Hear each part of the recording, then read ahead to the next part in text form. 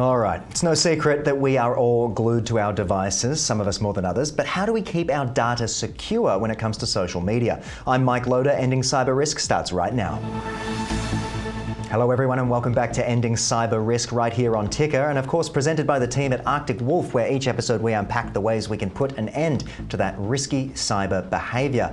Now on this episode we discuss threats presented in the social media space, and joining me now is Adam Murray, Chief Information Security Officer at Arctic Wolf.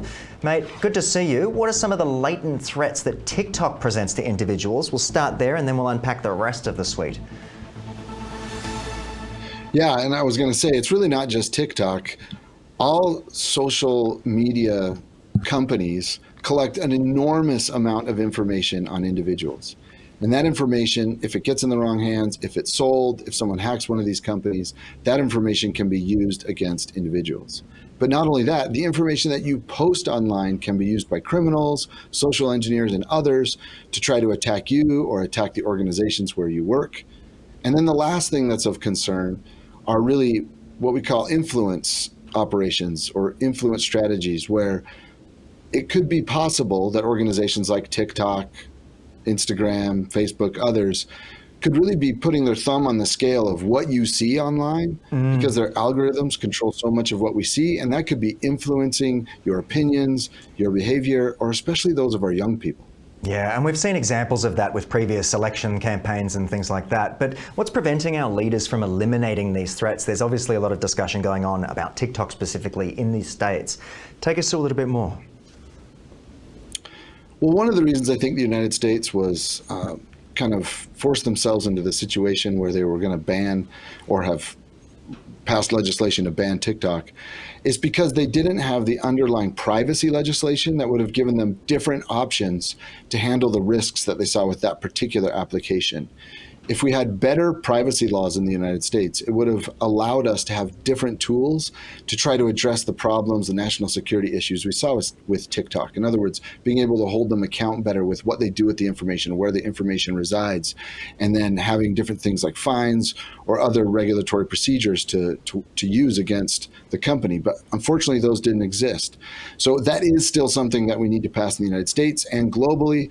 Things like GDPR, but even more powerful and even more focused on these companies to really make sure that they have our best interest, their users' best interest at heart, and they can't do things that are against national security and other concerns of all of those constituents that use those applications. Of course. So Adam, I'm curious if there's this like double standard scenario where the West penalizes these non-native platforms. Do you think that's the case? Well, it definitely can look that way, especially outside the United States, when the one social media platform that seems to be targeted right now is TikTok. And there is a difference when the company that owns that social application is in another nation and can't be addressed in the same way that, social media platforms that are in the United States can.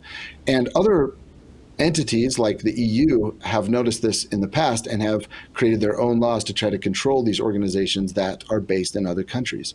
So I don't really think it's a double standard. I think it's the reality of what they're trying to deal with.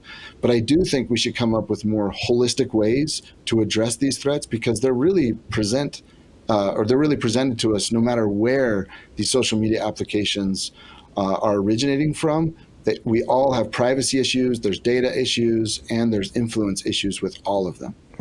Okay, so what other threats exist on social media, especially with the rapid advancement of generative AI that we're seeing? Oh, I think we're seeing just the beginning of the problems that generative AI can cause. And things like deepfakes with voices and with videos, all kinds of mis and disinformation that can affect things like elections and other opinions. But not only that, lots of scams are going to be supercharged by AI.